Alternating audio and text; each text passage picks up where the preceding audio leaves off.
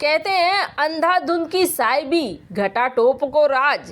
31 trillion dollar का कर्जा हो गया है अमेरिका के ऊपर। क्या अमेरिका जो बाहर से दिखता है अंदर से उतना ही खोखला हो गया है? और इन सब के बीच दो राष्ट्रपति उनके नाम क्यों उछल कर आ रहे हैं जिन्होंने सबसे ज्यादा कर्जा करवा दिया है अमेरिका के ऊपर? तो वहीं दूसरी तरफ भारत ने 35 देशों को ये क्यों समझा दिया है कि तुम्हारे लगाए गए प्रतिबंध अब तुम पर ही असर करेंगे, और रूस के लिए बड़ा ऐलान कर दिया है। 70 साल बाद भारत को ये मौका मिला है। जानेंगे क्या कुछ चल रहा है जियोपॉलिटिक्स में, आइए जानते हैं इन खबरों को विस्तार से।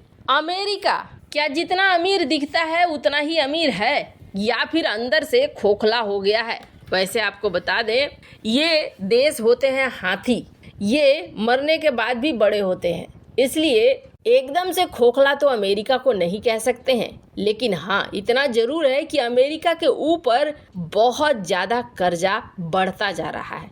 2010 में अमेरिका का कर्जा था 13 ट्रिलियन अमेरिकी डॉलर, लेकिन 13 साल बाद ये 31 ट्रिलियन डॉलर हो गया।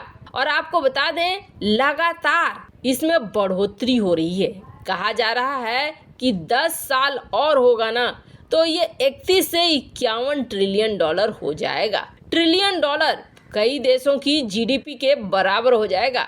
एक बार को आपको लगेगा अमेरिका तो अमीर देश है, ये तो कर्जा नहीं लेता होगा। नहीं, ये भी कर्जा लेता है, और ये कर्जा बॉन्ड के रूप में लेता है कि आप हमारे बॉन्ड खरीदो और हमें पैसे दो, और उस पैसे का इस्तेमाल हम करेंगे उद्योग में और फिर हम आपको रिटर्न करेंगे। दुनिया के सारे देश करते हैं, ऐसा नहीं है कि दुनिया के बाकी देश नहीं करते हैं। जैसे भारत के ऊपर कर्जा है, वैसे अमेरिका के ऊपर भी कर्जा है। अमेरिका का स्क्रीन पर जो ये अलग अलग डिपार्टमेंट देख रहे हैं ना, इस अलग अलग डिपार्टमेंट में इन्होंने कर्जे की इतनी बड़ी बड़ी राशियां ले रखी है। भारत के भी करीब 216 बिलियन डॉलर कर्जा ले चुका है अमेरिका। ऐसे ही कई और देश के भी ले चुका है, जैसे चाइना का करीब 3 ट्रिलियन डॉलर इस वक्त कर्जे में है अमेरिका के पास। तो वहीं जापान का 1 ट्रिलियन डॉलर है। इसी तरीके से ब्राजील का भी है।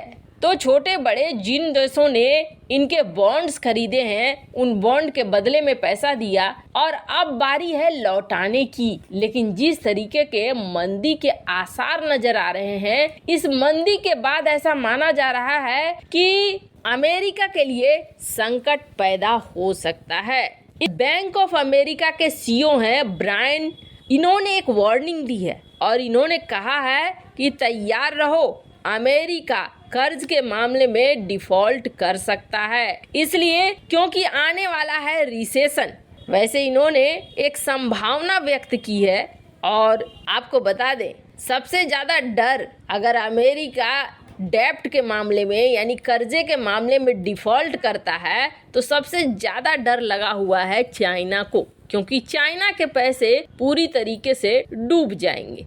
और इसी चीज को लेकर अभी जो राष्ट्रपति पद की उम्मीदवार बनी है भारतीय मूल की निकी हेली, इन्होंने कहा कि हमारे 2 राष्ट्रपतियों के जो नीति रहे ना, वो नीति इतने बुरे रहे हैं कि हमारा कर्जा बढ़ता चला गया। 13 साल में जिस तरीके से मैंने देखा अमेरिका के ऊपर कर्जे को बढ़ता हुआ, ऐसा पहले कहीं भी नहीं देखा गया था। शनिवार को इन्होंने कहा कि जॉर्ज डब्ल्यू बुश और डोनाल्ड ट्रंप, ये दोनों ऐसे हैं जिन्होंने बड़े पैमाने पर खर्चा किया और उसकी वजह से कर्ज बढ़ता चला गया। वैसे अभी के जो राष्ट्रपति हैं बाइडेन, वो भी कुछ कम नहीं है, वो भी खर्च करते ही जा रहे हैं। आने वाले समय में अमेरिका के ऊपर बहुत ज्यादा कर्जा होगा। इन्होंने कहा बाइडेन की नीतियां खर्च करने वाली हैं, ज्यादा खर्च करो, ज्यादा टैक्स दो।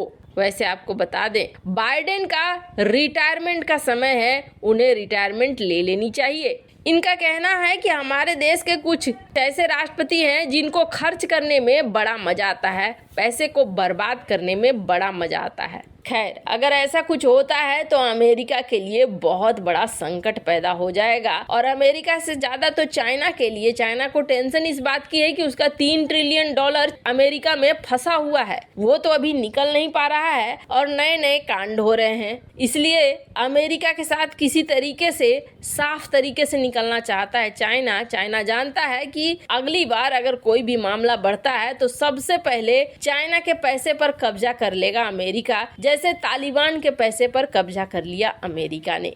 खैर, जहाँ एक तरफ ये सब कुछ हो रहा है तो वहीं दूसरी तरफ भारत ने तो एक गजब का हंगामा मचा दिया है। एक ऐसा हंगामा जिसको लेकर उम्मीद नहीं किया गया था। खास तौर पर यूरोपीय देश और अमेरिका वगैरह जो सहयोगी हैं, नाटो ने लगाया ही था प्रतिबंध रूस के ऊपर, ये सोचकर कि ये प्रतिबंध रूस को तोड़ देंगे। पर ऐसा है कि भारत और चाइना की वजह से, पहले तो भारत का ही नाम कहेंगे, भारत की वजह से ज्यादा, क्योंकि सबसे ज्यादा तेल भारत ने ही खरीदा है इस महीने, तो भारत ने और भी ज्यादा तेल खरीदा है। भारत जिस तरीके से तेल खरीद रहा है, इस तेल से पहले से परेशान तो था ही, लेकिन प्राइस कैप लगाने के बाद इन्होंने सोचा था कि ऐसा हो जाएगा $60 प्रति बैरल के हिसाब से अगर रूस बेचता है तो रूस को नुकसान होगा और इस रेट पर कोई देश खरीदने को तैयार नहीं होगा। पर ऐसा देखने को मिलने लगा कि भारत लगातार तेल खरीदे जा रहा है रूस से, और रूस से जितना तेल खरीद रहा है भारत, इराक, सऊदी अरबिया से भारत ने कम कर दिया है। रूस के लिए ये मदद तो है, पर यहाँ रोड़ा अटका जब प्राइस कैप लगाने की बात हुई और इस प्राइस कैप में ये कहा गया कि जो जहाज जो शिपमेंट के लिए आते थे, अगर $60 से ज्यादा में खरीदा तो इंश्योरेंस हम नहीं देंगे उन शिप को। अब कोई भी शिपमेंट कंपनी नहीं चाहती है कि उसके जहाज को इंश्योरेंस ना मिले।